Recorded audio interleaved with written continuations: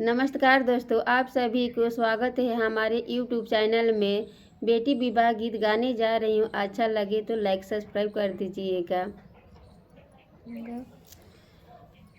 अरे रोवेली सीता हो बेटी, नैना डरे हो लोरावा।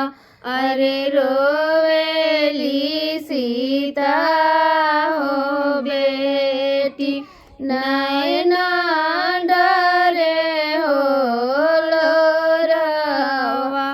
अरे केकरा खातिर लागल हो पापा, लाला का मारुतिया।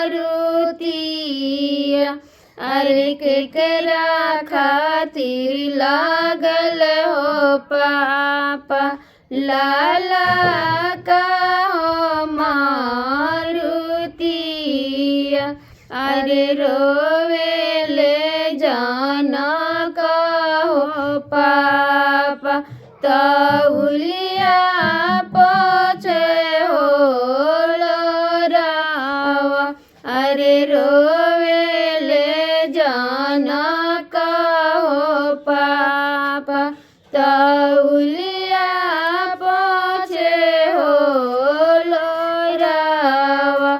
अरे तोहरा खातिर लागल हो बेटी, लाला का मारुतिया। अरे तोहरा खातिर लागल हो बेटी, लाला